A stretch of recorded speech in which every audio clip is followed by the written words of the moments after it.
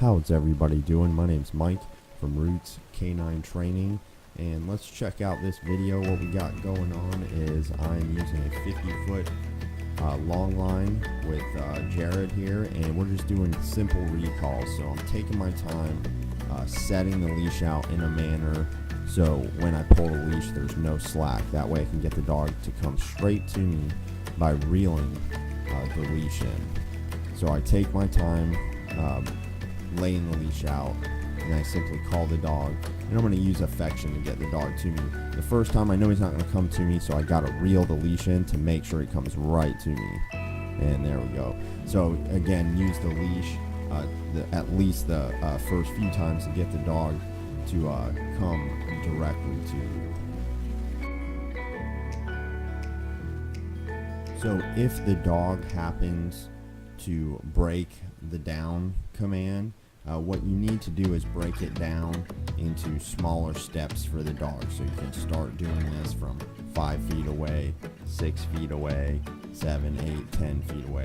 So when the dog breaks down, I simply just tell him no. I mark the behavior and I walk on over to him, just not mad, but just a matter of fact, and give them a good correction, and then remind them what I want them to do again.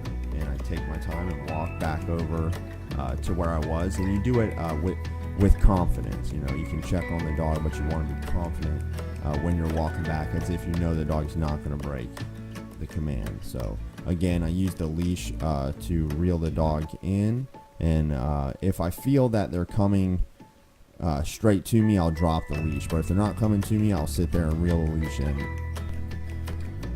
I like to jog with the dog on the way back. That just gives them a little extra running time, and this will tire them out. Once you do this for 10 minutes with your dog, you're definitely going to notice that it will drain their energy, and it's also beneficial for your relationship to be working with your dog in a positive manner. So there, the dog breaks the down position. I just verbally said no, and he went back down, so that's a good thing. And when I call him over, I notice right about here I drop the leash and encourage him.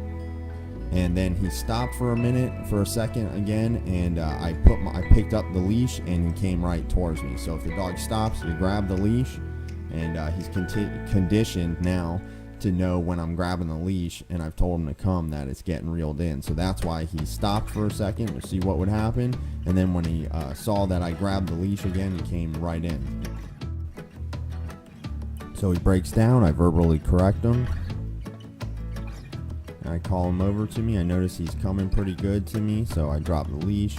I encourage him with my hands, and that gets him to kind of speed up and come right in my hands. I hold my hands out almost like I'm catching a football. So when he runs into him, I'm just positively reinforce him with my verbal praise, and that's enough to get him to come to you. So this is the last time I'm doing the recall with him. And he breaks down, so I calmly tell him no, I'm close enough that I can walk over to him, correct him with the leash, and restart the process. That way he knows if he breaks down, it's going to take longer for him to get the positive reinforcement that he wants. And so here we use no leash. I just drop the leash and I start clapping my hands, and I encourage him onto my arms and let him know he's doing a good job.